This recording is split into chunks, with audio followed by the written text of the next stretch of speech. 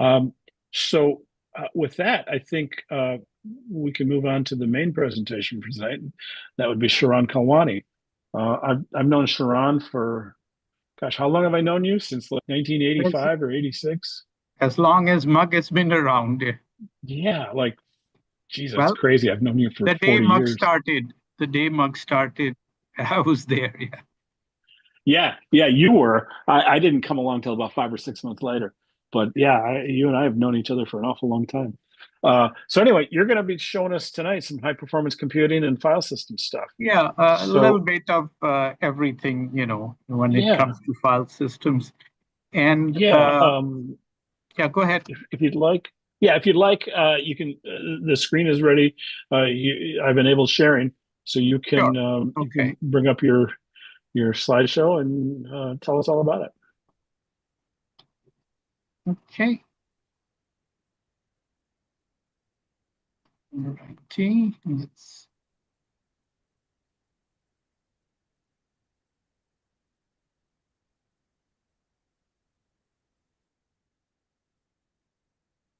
All righty. So high performance computing. I think I've given a couple of talks before about high performance computing.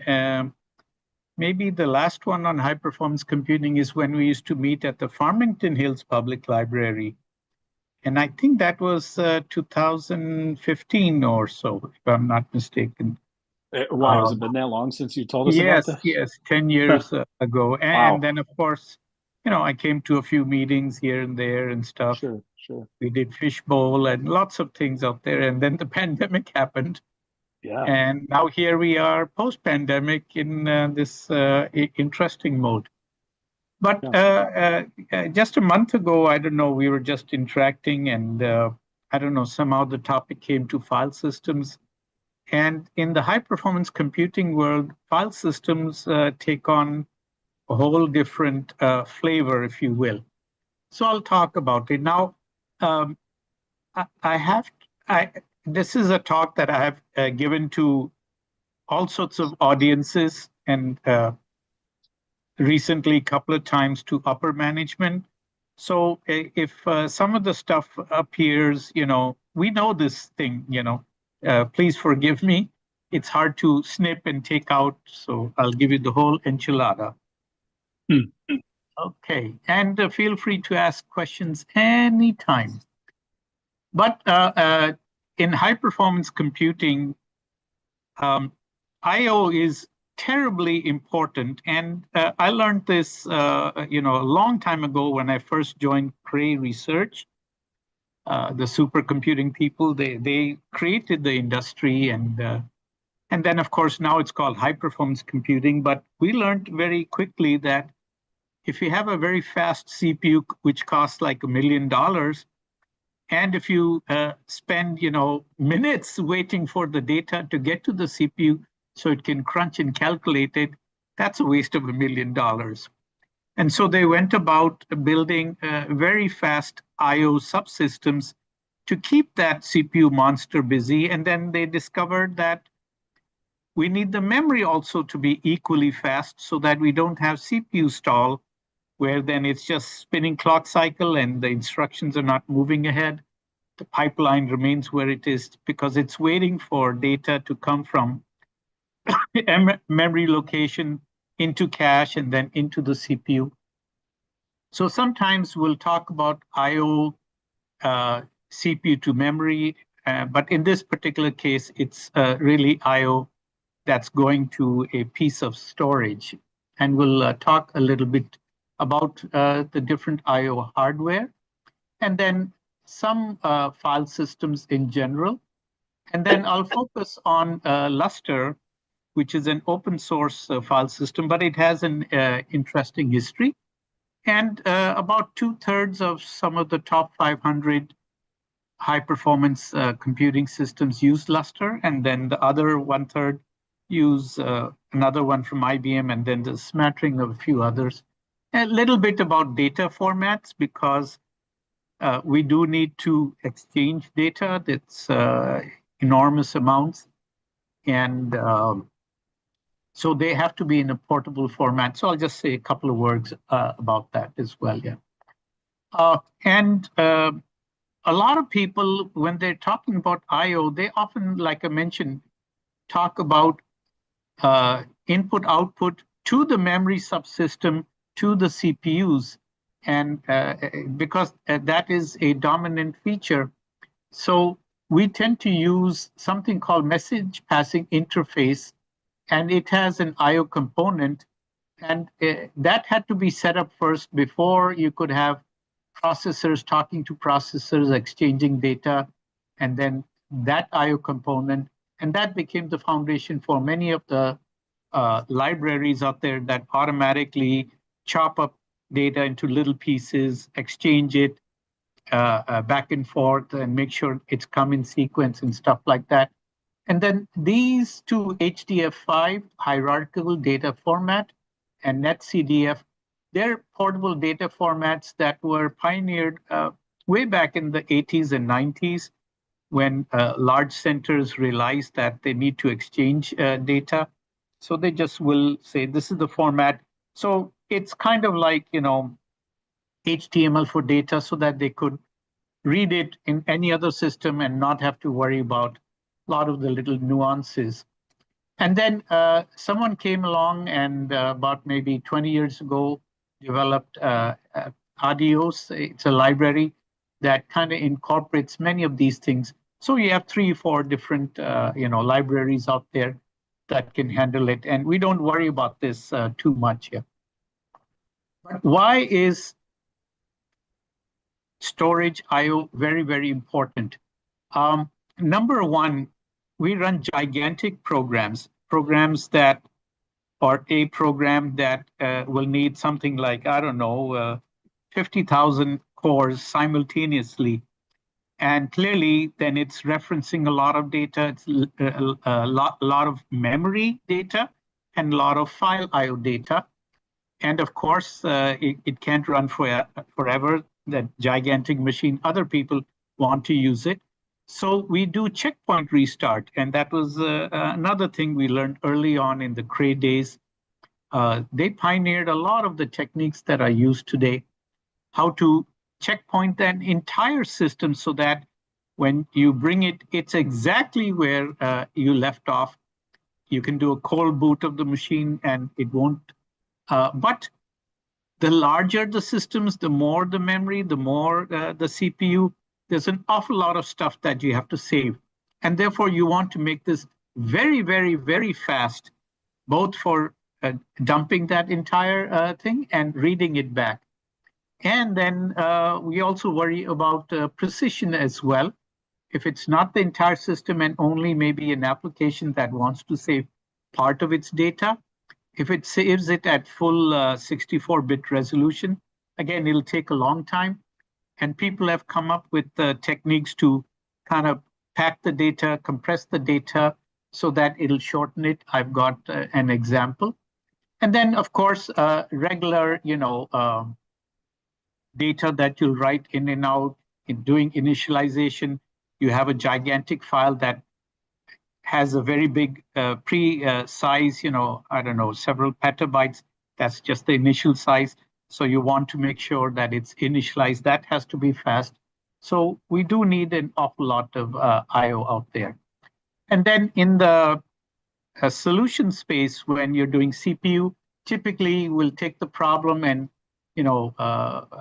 divide it up into small little pieces, and then we'll farm it out to different processors and memory.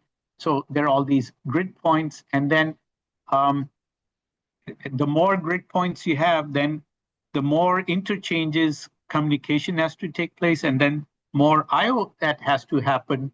It's not just one piece of I/O. There'll be 4 pieces of I/O and read and write in each.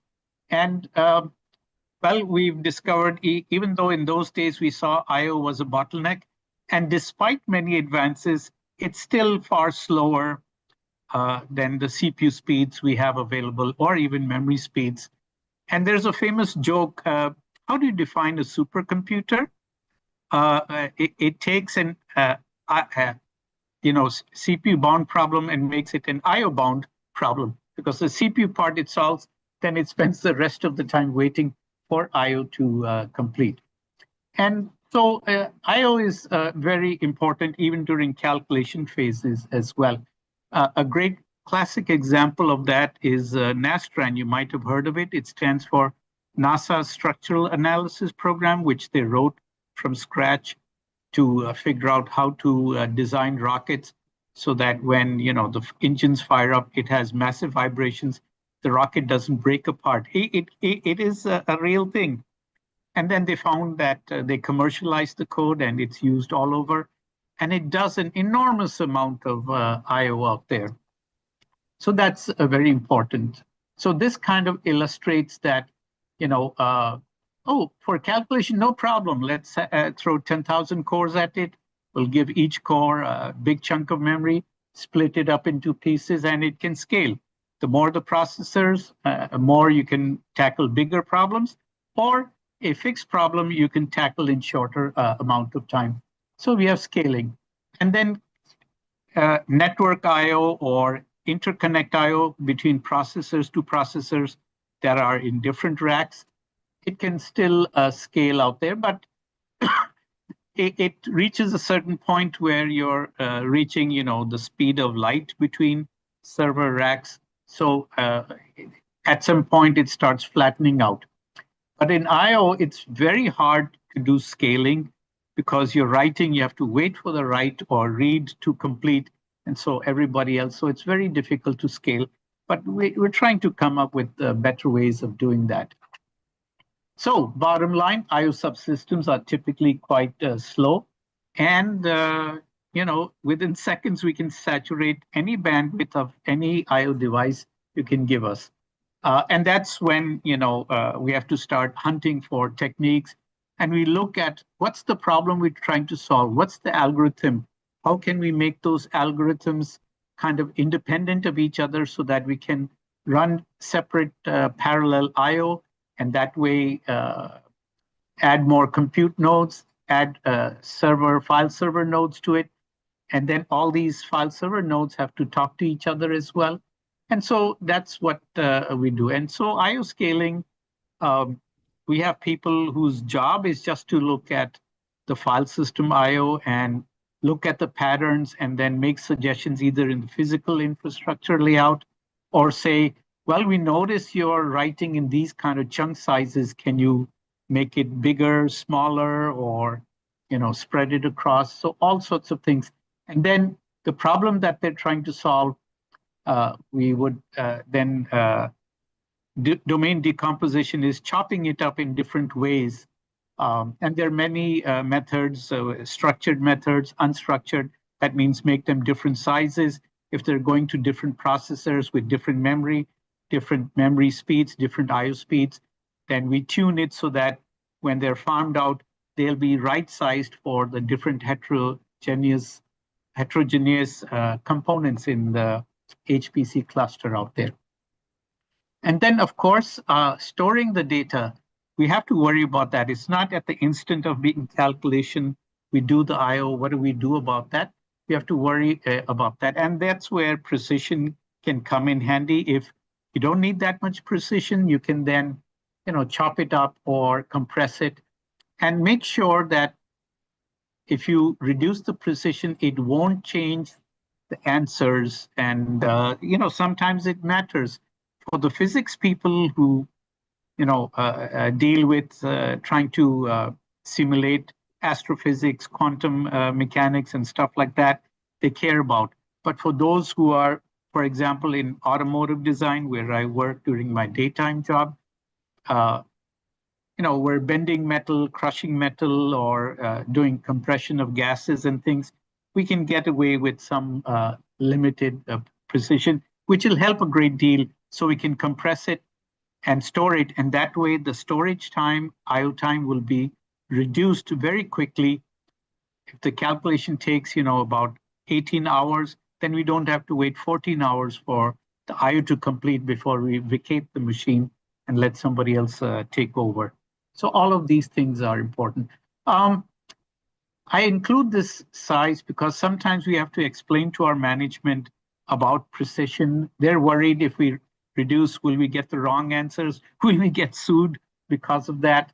And then, it's a scientific value judgment that we have to make. If it doesn't change the answers by much, then we try to do it so that way we don't have to store, literally hundreds of petabytes of data for 7 years, for example, in the automotive industry. You have to keep the data for 7 years. So in case there's an issue, then the Department of Transportation can come to and say, show us how you calculated, was there a flaw in the design, et cetera, et cetera. So we worry about that. And this explains, where we can figure out, okay, we can reduce the precision, therefore that'll aid in data compression. We compress all the data before we send it back. And of course, we try to choose tools depending upon the kind of simulation we do, so that it'll compress the data. And we've had cases where users chose the wrong tool to compress, and it took just as much time to compress it because the output did not lend itself to compression. It depends upon the output too. If there's sparse output, lots of zeros like a matrix you're storing, then that compresses very nicely. And I have a little example out here. But most of the time, gzip works very well. And we try to have as much lossless compression as possible. And sometimes we do achieve it. So that helps us a great deal. So here's a little example that I had. We have a couple of internal tools that does reordering, packing, and it stores that information. So if you didn't do that, it would take about maybe a 10 gigabyte file to compress to 3.5 gigabyte.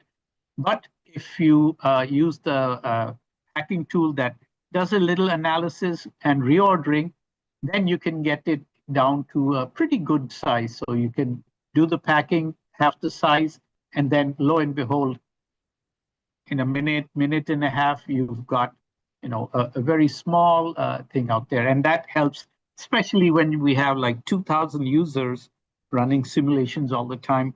It all adds up. It's a good deal. Now, having kind of talked about the landscape of I/O in different levels out there, this is probably the second most important bird's eye view, and I mentioned this to the folks that I share, that all HPC, high performance computing system, you've got your compute nodes, okay? High powered servers, whatever they are, x86s or RISC machines, or, you have nowadays a lot of choice of processor out there, but they need to be connected to each other with very high speed.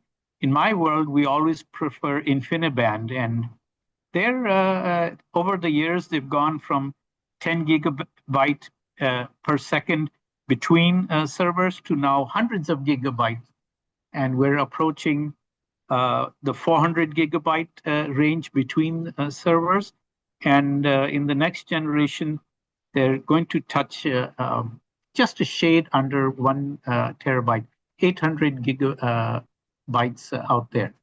And then I/O, this is the file system part that is there. So all these three put together gives you an HPC system, needless to say, pretty expensive, even though the cost of compute has come down. What they do is then they say, let's buy more compute. And the latest, most powerful machine in the world is called El Capitan. It's out on the West Coast at Lawrence Livermore National Lab. And maybe time permitting, I'll say a few words about it. That has 11 million cores as one single giant system. And they have an I/O, a very proprietary high-speed interconnect.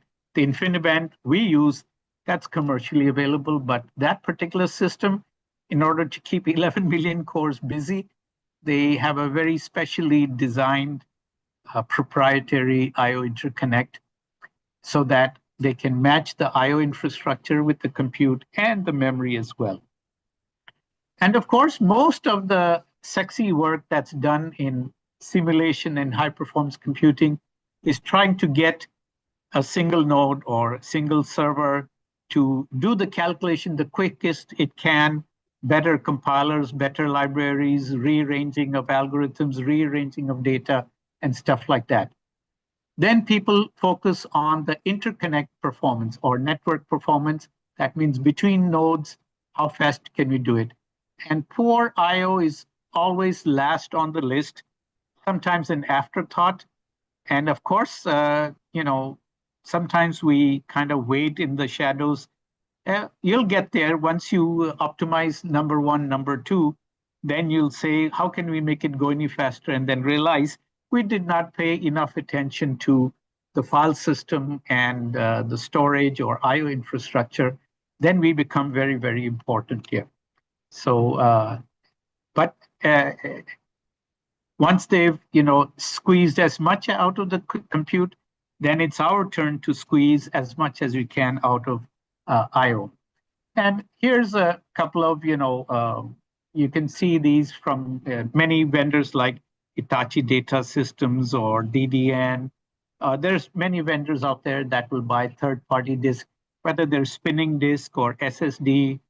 They'll package it differently, and then they'll have their own proprietary disk controllers, but offer the interface, standard hardware and software interface, and then they'll manage the masses of data, and you can have literally hundreds of these all neatly arranged in a gigantic array out there and connected to that high-speed interconnect so that it can talk to it. And by the way, we use tape storage still a lot because it is expensive to hold data in spinning or SSDs out there.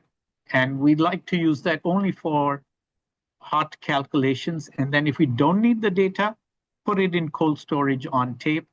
If we need it, then we can recall it, put it into intermediate spinning or SSD storage, and then recall it to more expensive high-speed storage to be presented to the CPU part here. Of course, I again mentioned this again for the sake of our management. Oh, we have all sorts of stuff out there, and we have to take very careful decisions, knowing how we're going to use the system. Sometimes it's not advantageous to get the highest capacity disk. And if I miss it, please remind me. I'll show you why that matters here.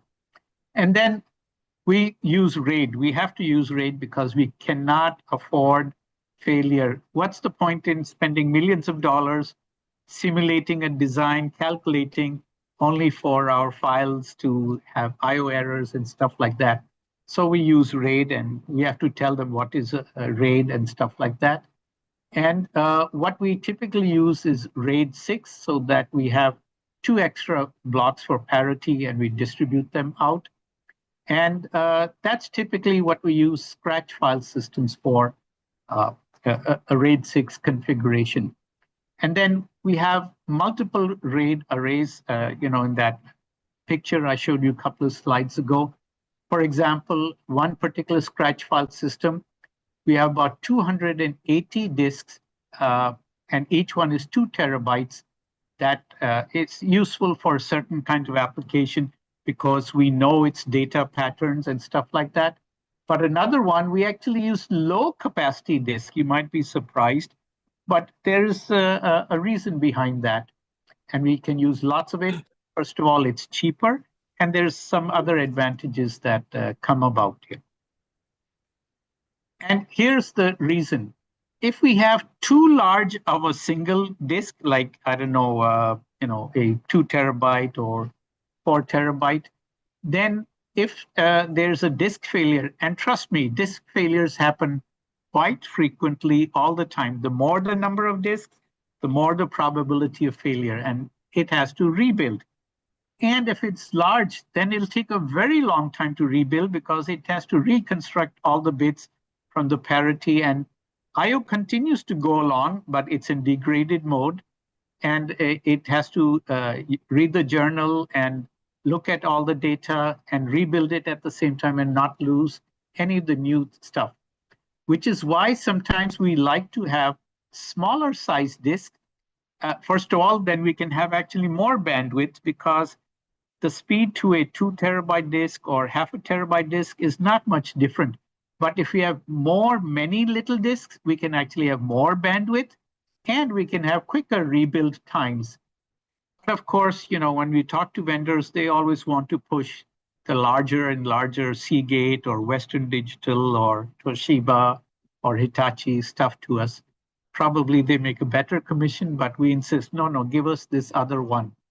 And if the factory is no longer making it, then we have to grudgingly accept.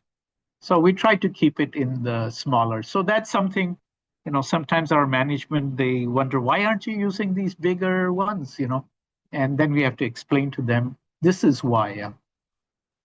And then, of course, you can get, different types of controllers and trays of disks in them. And we let, the storage vendors tell us everything that they have.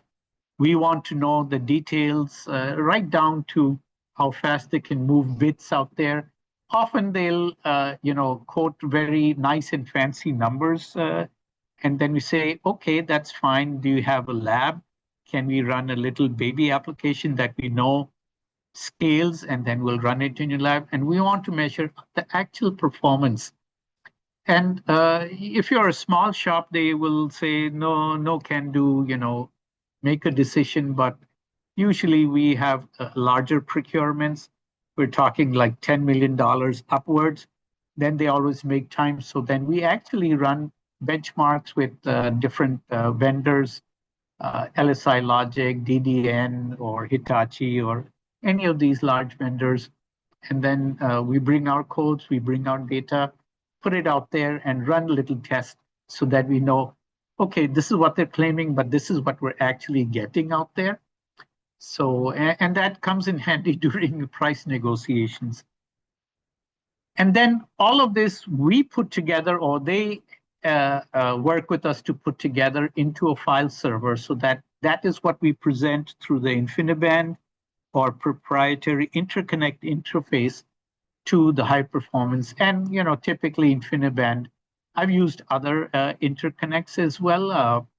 Many, of course, aren't around anymore, but they were pretty very interesting. But InfiniBand is more or less got about 60% market share, and we talk to it. And the software stack on these, we try to use as much open source or open standards out there so that we can change vendors and be assured that everything, the whole software will work.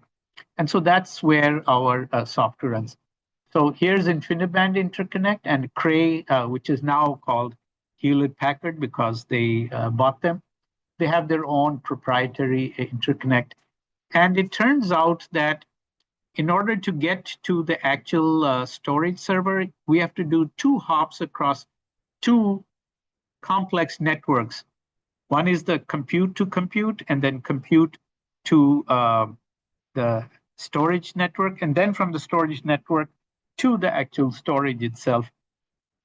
And usually it's at the interface is PCI Express or whatever is the latest version these days. Yeah. So that's how we do that. Now comes to the file systems. This is maybe, how am I doing on time? Okay, we're all right. And any questions? Yeah, you're good, Sharan. Okay, so the most commonly used file systems, if again you go, like I mentioned, InfiniBand, but easily 50% or more of them use something called Lustre out there. I don't think it's an acronym for anything, but if anyone knows, let me tell me about it. And then, of course, IBM, even though there's not selling that much hardware, they still sell an awful lot of software. And they have Global Parallel File System, or GPFS. That's the product. But they've sort of done a rebranding, and they now call it Spectrum. And then we also have a few other vendors with their own proprietary PANFS is a parallel NFS. So you use the NFS interface, but they've made it run parallel underneath, and there are a few others. And then there's this other file system that I've experimented with. Now it's called BGFS. It used to be called the Fraunhofer Parallel File System. It's a German company, and it's pretty good, and it's pretty affordable, and it does a few things that Lustre or GPFS, can't. But it does have scaling. You can only scale up to a certain point. GPFS, Lustre scale much better. But the administration for Lustre and GPFS, you require full-time people just to administer these two file systems. BGFS is a little bit easier to administer. But even between these two, you can use this for all your parallel applications, no problem. You can use Lustre for all your parallel I/O applications. But what I've noticed that a lot of people will use GPFS for global file systems like /home or /store, where we want to park it not for active I/O or simulation, but sort of like summary of the results, or a lot of input data. We wanted to keep it sitting there, make it easy. Both are POSIX compliant, so that's why they both are very popular. But Lustre tends, because it's open source, and there's a lot of folks who have contributed to it, they've made many advancements and many improvements. And often if there's some new storage controller, disk controllers out there, very quickly, within weeks, it'll appear in Lustre. You can download the open source, compile, install it, and be able to use the latest hardware. IBM GPFS, it takes a little time, but usually we use it for global file systems, and for super high-speed scratch, we'll use Lustre. And I'll give a couple of numbers or data about it. Bottom line is parallel file systems. Why do we need parallel file systems? Because we handle gigantic volumes of data. I mean, really gigantic. And sometimes I think it's getting a little bit ridiculous that we're planning for stuff that, it took, several thousand years to accumulate so much data. And then in the last 6 months, we've produced that much data that took us 5,000 years to create. And in the next 6 months, we'll probably double that. And if you're doing a lot of active simulation I/O, it's best to, talk to the people who write those either proprietary or third-party codes. How can we, write large blocks of data? I mean, we want you to write 100 gig block at a time. That way we'll get the best bandwidth and stuff like that. And sometimes they find it very difficult, to do that, because small file system writes, 64K or 64 meg or even 1,000 meg. We say no, we want larger than that. And those kind of file systems, they actually make the parallel file systems we set up run very poorly. So that's why we say, okay, use GPFS for storage, slow stuff, not immediate, and large block I/O for Lustre and things, so that we can match the CPU speeds and finish reading the input deck or writing the output deck. Usually the output is 100 times bigger than the input, so we want it to finish very quickly. Large blocks always helps here.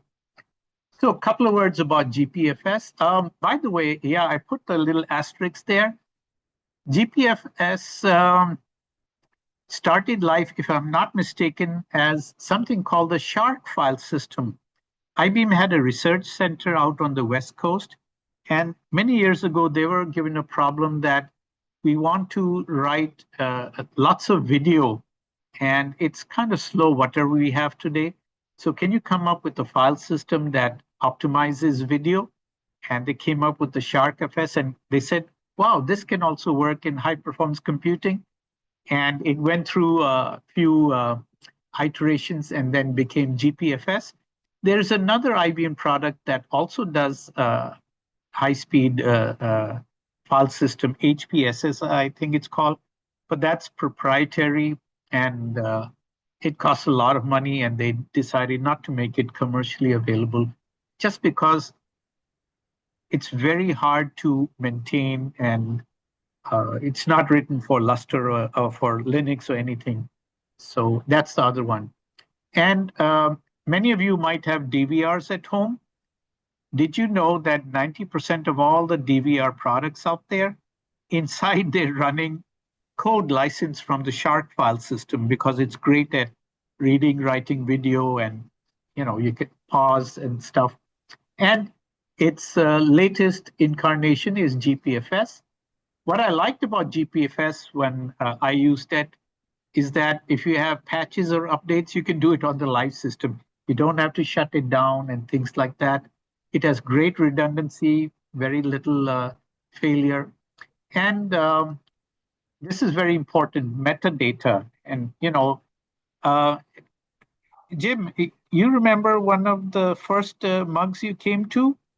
We talked about FSCK, file system check. Oh, yeah.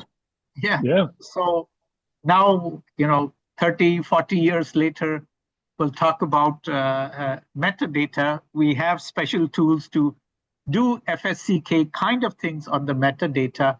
And in order to make things fast, we have to distribute these metadata, multiple copies across multiple things, so that any single point of failure, it will not miss a heartbeat and it'll work. Yeah. And GPFS, credit to those folks. The complexity of the system, you don't need to worry about it. You just say, I want to write this, and they give you a few tools if you want to make it a little faster. But most of the time, it's fire and forget. Home file systems, or where you keep all the executables or user data and stuff, you can use GPFS for that. But for active I/O, like computational I/O, we like to use Lustre, and it's quite common. Many people will use both. In the same system, they'll have a GPFS interface and then a Lustre interface for high-speed I/O. And it was designed right from the beginning so that it could be scalable, and you could have, hundreds, thousands of servers writing to it independently, and it'll maintain the bandwidth. However, the earlier versions, they were not that robust. It suffered a lot of hits, but because it was open source, over the last maybe 15, 18 years, they've made it now a lot more robust. And a sysadmin for Lustre was a full-time job, for sure. But what is good about Lustre is that we use MPI libraries for all of our application, and it understands that. So it can communicate and do mapping very well, so that you can almost, think of it that when you're doing the calculation and having many processors talking to each other, talking to memory, it can talk to the file I/O through Lustre just as well, just as easily. And that's why it's kind of popular for active file system simulation. But all of them, we insist that they have to be POSIX compliant, because we can't have, different pieces of code doing different things. That's why GPFS and Lustre and the other file systems I mentioned, many of them are also POSIX compliant. But all of them separate, what we used to call in the old days the inode stuff, and then the data blocks. They separate the metadata and they put it on many individual systems with copies, kind of like RAID at the file system level. And the data storage is also scattered and spread across. So that way you could have many simultaneous reads. Even if it looks to you like a single file, it's really, like 20, servers, disk controllers sending you contents of the file. So that way you can get really very close to the speed of the hardware that is out there. If they say you can have sustained 40 gigabytes, you'll get maybe 37, 38. So that's pretty good. We'll accept that. So that's why Lustre is there. Now, talking about metadata, like I said, this is separated. Basically, the file name, timestamp, permissions, locks on it, all sorts of things. That is what is fetched first. And then they say, all right, now get me the data blocks. And once it's got the query, then it'll organize behind the covers, trying to get the data blocks. And they're kept separately. The metadata server and the object or the final data block servers, they're kept separate. So, and people, again, when I talk to top management, they don't know what is metadata. Then I include an example. Well, suppose you're looking for a paper, then the name of the author, title, that's metadata. The actual paper itself, that's your data blocks. And then they say, aha, okay, now we get it. So there you go. And so for high-speed parallel file systems, we have multiple metadata servers out there. And the more you have, then the faster is the query, the faster is the location, and you can have redundancy and sustained hits. Even if you have like two metadata servers that go down, you have six others out there operating and they won't miss a heartbeat, and you'll still get. That's why it's very important that the file system map onto this very well. And fortunately, in the last 5, 6 years, Lustre is now a lot more resilient out there. But no matter what, we still do face physical copper-based or optical-based hardware bottlenecks. For example, the interconnect itself, if we don't have enough switches in the file server layout, then that'll be your bottleneck. You can have as many, data blocks or spinning disks or SSD, but if your switch connecting to the compute cluster was wrongly chosen or has a problem, then that's where the problem is. And then, of course, if you want to do huge file I/O, single file I/O, how many file servers can you allocate for it? Sometimes the file system will decide that. Sometimes you can override it. And then the individual servers, you can have different size capacity. That's what's a good hallmark of a parallel file system, that they can be different capacity, different I/O speed, and things like that. And the file system knows and recognizes this and then does optimal placement when creating and even sequencing when reading out there. And then it has to be told how many controllers are there, what's the bandwidth capacity of the controller, how many RAID arrays are there at back, and what's the speed of the RAID array. Like I mentioned, maybe a 0.5 terabyte, 800 drives, or 2 terabyte, maybe 200 drives. It has to know all of these things so that way it can get past any hardware bottleneck, or at least make sure you're getting near optimum out there. So here's an example. So you have compute nodes out here. They have the capacity to write to an interconnect at 5 gigabytes a second. And I took a proprietary example of a three-dimensional mesh. Internally, it can write any point to any point at 10 gigabytes a second. And it's connected to 3 compute nodes, for example. Any one of them can be actively writing. It might be busy calculating, no I/O taking place. So it can handle this. And then it'll talk to the file system server. They only run at 4 gigabytes a second slow speed. But the file system will know how many file data servers they are. And so this is a typical HPC layout. So your interconnect and file system networks, they're shared. The library knows about it. You can have multiple PIDs running, and they can be contention at any time. At the time you're writing a file I/O packet, contention there. Between inside of this mesh network, contention at the interface to the storage server, and then the storage server to the physical disks out there.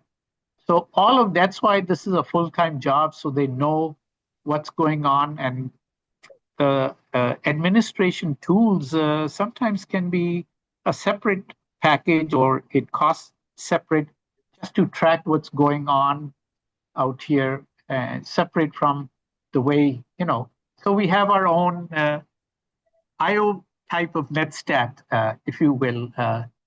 You know, uh, Jim talked about netstat earlier, and we have very specific tools to track, what's going on out here, where there's bottlenecks and stuff like that. Yeah.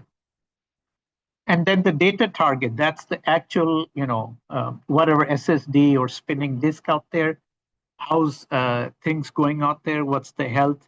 Are there issues? Is there failed drive? It's in rebuild. What's the IO going on? If it's running poorly, then we have to start tracing it all the way back. And then we figure, oh, the user gave the wrong stripe size or the wrong, settings for his file IO. And so that's why this is running poorly. And we have to have that data in order to argue with the user. You got to change things or things. So it's a constant process. It can sometimes take several weeks before we can get applications running near optimum, to the entire, hardware that we purchase. As you can tell, many complex pieces out there. Management seems to think, oh, treat it as a black box. No, sirree, you can't do that. We have to know so that we are running everything at optimum speed. And variation is okay, it's possible, but we need to know those variations as well. Okay, so yes, metadata. Even metadata, reading all those inodes and stuff, that can also be a bottleneck. And guess what? No matter which high performance computing company or center or place I worked, there's always a bunch of users who don't know how to use it and will do things like they would do on their laptop or on their Linux workstation and do it on the HPC, opening, closing little files and stuff like that. And that it shows up very quickly when we suddenly start noticing, hey, why isn't this running properly? And then we discover some silly users doing something silly on a high-speed parallel file system. And so, and the only way we can tell or have data is we look at the metadata operations, because that's where, if you're doing constant open, close of files and things like that, for example, even a rm minus r recursive will do many stat commands and things like that. That can tax the metadata system if that has not been well configured. And then because that is being overtaxed, then the entire file system will not run optimal just because of one user doing recursive file deletions and things like that. Okay, so I talked about GPFS and Lustre. And like I said, it's very scalable, very good. You can actually run it at home. It's available on most Linux systems. You can download, install it, even self-configure it and run it. And if you have, a whole bunch of disks, you can experiment. You'll be surprised some of the things. Your physical PCI Express connect to the disks, that will be your limiting factor. It can really run that to the max here. So Lustre originally began a company called Cluster Filesystems. If I remember correctly, they were based out of Pittsburgh.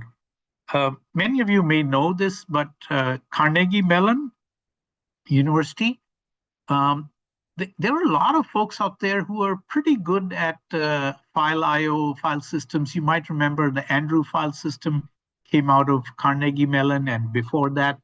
So a bunch of guys created this cluster file system, and it was pretty good, so much that Sun Microsystems bought it in 2007, and they got acquired by Oracle.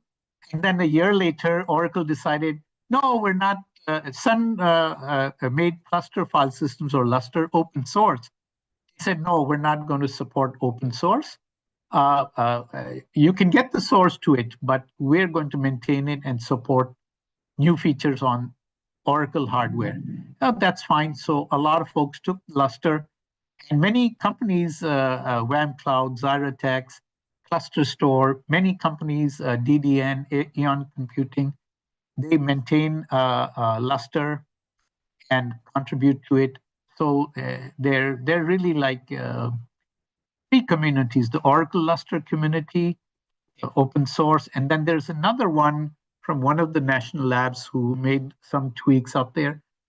And they use it for their own purposes, but most of us guys, we use this particular open source Lustre, and you can read more about it on this link out there. And like I said, it's got a very, very good share of the high performance computing market.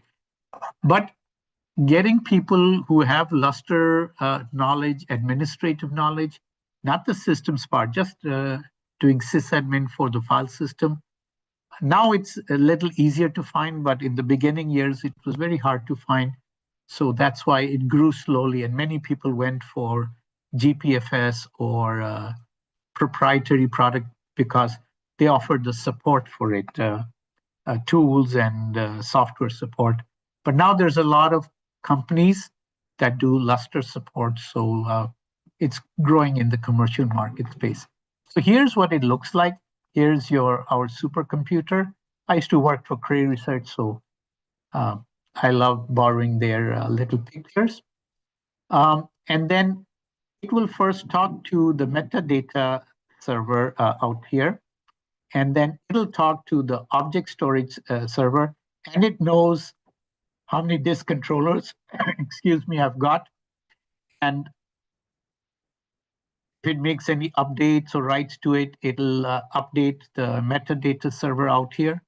And it has all of the things in the metadata target, which is, and you can have more than one NDS out there. Most people do have at least two. You can have more than that. And you can have unlimited amount of object storage targets out here. So this has got about 4 or 8 of them out here, numbered 0 through 7.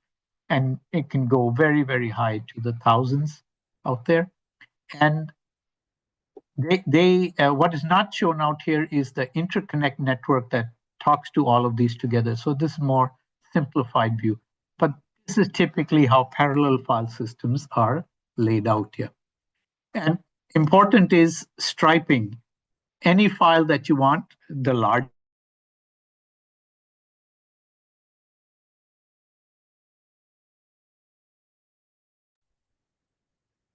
Did we lose Sharan? Or did we lose me?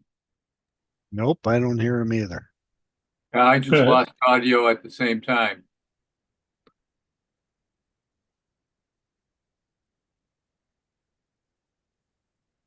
Well, let's see.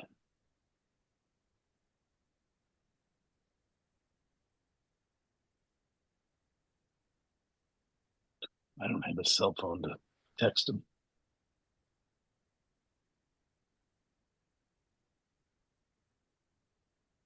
Oh, now we lost his screen share. He's probably got internet issues. Huh. Does somebody need to call him? I don't have his phone number, so I can't.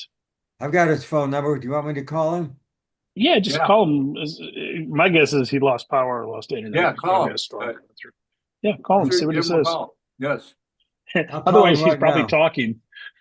He's probably talking Call him away. right now.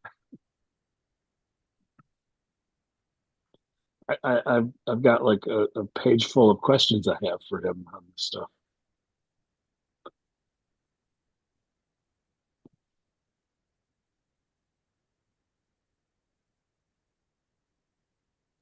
That's a great presentation so far.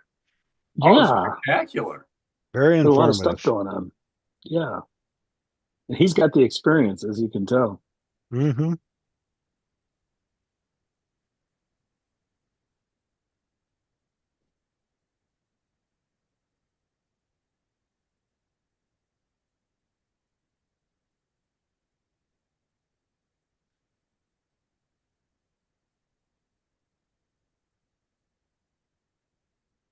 It looks like he's talking.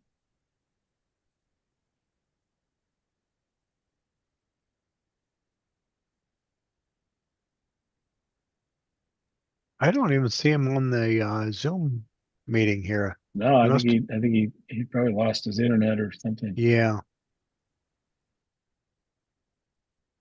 Okay, who kicked him out? Yeah. Richard, if you're talking to us, we can't hear you. He had a power outage, but he's coming back in. Okay, great. Okay. Power outage. So that's number Yeah, we're 3, I getting- guess. He said he had We're 2 getting some others. storms rolling through here. He said there was a thunderstorm with lightning, and then Yeah, all of a sudden the power went out. Hmm. yeah, it happens. All right. This backup generator should kick in. Yeah.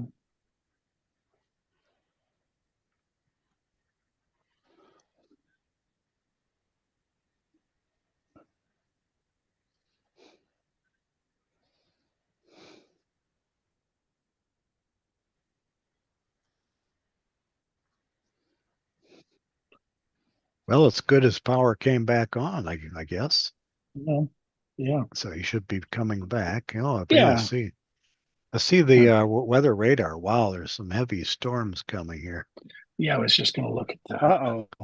That's what I'm looking at. It looks like it's passing over him or about Hello? to. Yeah, there Hello. you are. Hey, Sharan. Yeah, He's back. so there was a little lightning and thunder, and suddenly all the power went out in the house. Yeah. Ah, So so did you dial in? I don't see you. no. The internet came back, power came back, Oh, and I had okay. to wait for it to reconnect. Okay. So let us try to reconnect. Here we go. Oh, I see. There you are. Semco. Yeah. Yeah, there you are. Great presentation so far. Yeah, that was really good stuff. I was shocked Okay. all of a sudden have you not here. Yeah. I was talking, and then suddenly the lights, everything went dark. Yeah. Okay, we are back. You can see my stuff, right? Yeah. Yep. Yeah. Mhm. Oh, okay, so striping. And what is neat is that Lustre provides a little layer that the user can specify through external variables, so they don't have to recompile their application at all. And that way they can experiment. This is the file, and I want it to have 4 stripes, and each stripe will be 1 megabyte, or I want in 8 pieces, each one 1 megabyte, 264 megabyte, 32K, whatever they like. And then our Lustre will then figure out and properly distribute it with the metadata and objects targets out there. And then apart from an initial little bump in the beginning when it does the setup creation, then you can have, nice IO going on all the time. And we also have a feature that, hey, if the file size is smaller than this, don't even bother. Use the actual metadata storage object itself and store it right there. So you don't have to go through, So yeah, over the years, many people said, oh, this is how we use it. So they added all those bells and whistles out there. So this is like a little example. You have a 12 megabyte file, 8 megabyte file. So here's file 1, file 2, and then it can say, all right, these are free. It actually does balancing. It sees which one is like 50% capacity, 10% capacity. And then behind the scenes, it can do a little balancing. It depends upon the configuration. You can set it up dynamic. And if there was, space out here, it'll put it out here. So file 2, it went to these 2 object targets. And part of this object target has bits of file 1 and bits of file 2 in it. And it's using 3 targets here. This one is using 2 targets and a different stripe size and things like that. So, it's pretty dynamic. It works very nicely. Oh, okay. I have a question for you. Yes. You talked about RAID. are the drive when you have a storage target, like each one of those little disk Yeah. symbols is a Yes, they're storage RAIDs. target. Yeah, they're So RAIDs. that's okay. Maybe let me ask this the way I know how. So like that column that you're hovering over right now, there's 5 disks in there, or is that 5 storage targets? 5 storage targets out there. Okay, so a single storage target, could that be multiple disks in a RAID Yes, 5 or RAID yes, 6? yes, yes, Okay, yes. so Yeah. while we see like 32 or 34 storage targets, it could really be 150 drives. Oh, yes, yes. Multiple, Okay. multiple. Yeah, Wow. yeah, Wow. yeah. Okay. So then you're striping the data across multiple storage targets. Yes. So it's like another level of striping on top of the Correct. RAID. Correct. Yes, correct. Yeah. Wow. Wow. So Okay. the controllers out here, they receive things from the Lustre file system, and Lustre file Okay. system tells them scatter them around, and he'll scatter it. And those are So level and those are amongst just the levels. Yeah, those are the data blocks that are written, and then the metadata is written to the MTD and that's correct. MDT. Yeah, that's correct. And we can have, usually everyone is supposed to have at least 2 metadata servers. Yeah. Okay, and the Yeah. metadata we're talking about, like file system metadata, like the inode and stuff like last access time, the Yes. map, the inode map or the block map, Yes. that kind of stuff. Yes. Wow, Yeah, that's wow, it. And layer upon layer. indeed, indeed. But it has to be fast, All the layers Yeah, have to be blindingly fast. Yeah. Yeah. yeah. Sharon, I was going to ask, do the users choose how this works, or does the system intelligently map the data here and there based on how it's being used? Yeah. Lustre does all the mapping and balancing. All the user does is at the, environment variable level, external to the application, it says, I'll have so many files and I'd like to stripe them. And where Oh, it wow. goes in the OST and MDT is completely hidden from the user. And it does that, behind the scenes here. Oh, okay. Thanks. Yeah. It's out there somewhere. And then we have utilities. So instead of LS, we have LFS, Lustre file system. And then you run a DF Okay. and things like that. We can actually say, oh, create a file system for me on the fly and make a stripe size the same for that file system. So users can say, we're going to use this file system, maybe, I don't know, powertrain, and they all run one application, and we've determined this is the best. So they don't even have to tell Lustre that this is the stripe we're going to use. We're using this file system, and it's already pre-set up. We can use Lustre to set it up and things like that. So, So and if there's a file system that somebody set up, we can say, give us all the attributes about that file system. Oh, yeah, this is cool. We can use that. So these are examples. Are you mounting these file systems Yes. like Yeah. you would an ext4 or Okay. one of those kind of file systems? I'll get to that in a minute. But since you asked about it, the underneath file system can be anything you want. ext4, XFS, ZFS. We use ZFS. Okay. Yeah, we don't say ext4. Okay, so make it ZFS. to a user sitting at a shell, it looks like just a standard Linux file system. Exactly, POSIX compliant Linux file system. Yeah. Wow. Okay. Yeah, and we can. And underneath, we can even mix physical Linux file systems in object targets. So like in this particular one, this could be ext4 and this could be ZFS. Why not? We do it all the time, yeah. Lustre knows. We have to tell Lustre, this is this type, this is this type. And then it uses that. And wow.